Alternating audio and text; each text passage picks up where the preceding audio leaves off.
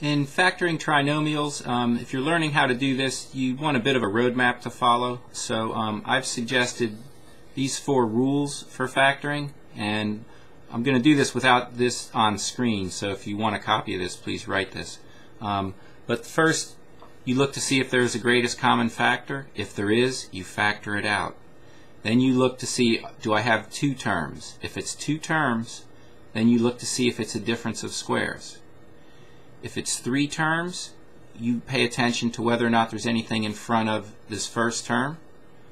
In this case, there's just a 1, so we say there's nothing in front of x squared.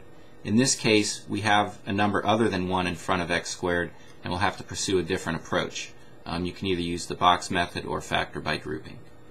And if you have 4 terms, you can use the box method or factor by grouping. Okay, I gotta get this off screen.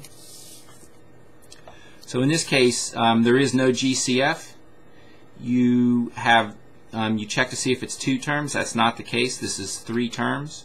So, but there's nothing in front of your x squared. All right, I'm going to slide this up and over.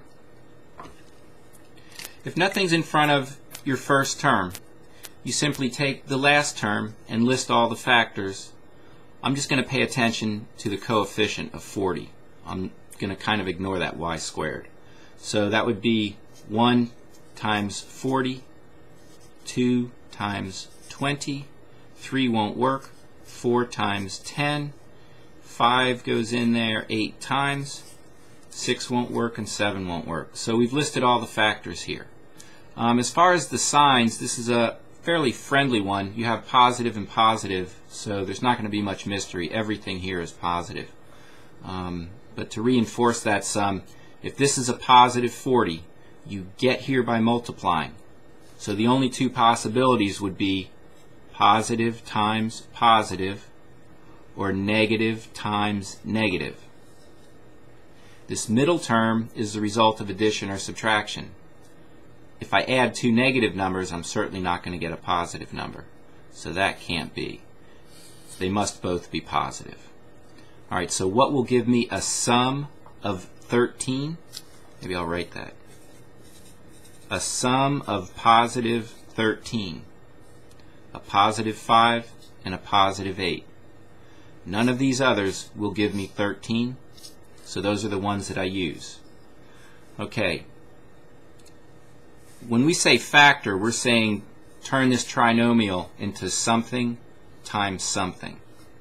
So we'll have 2 sets of parentheses. We're going to end up with 2 binomials. Alright, for the first term, to get x squared, if I simply put an x here and an x here, if I was to multiply x times x, I would get x squared. So most people can readily see that that's the correct selection. As far as this y squared, it's the same logic. It might be a little bit harder to see because it's at the end. But if I have a y here and a y here, when I multiply y times y, I will get y squared. This x to the first power and y to the first power, this xy, that's basically going to take care of itself. Okay? So I just have a 5 and an 8. Maybe I'll try to get a little more color in here. And that's a positive 5. This is a positive 8. And you can check this solution. This is the solution. You can check this by, you can say multiplying each term by each term, or a lot of times people say FOIL.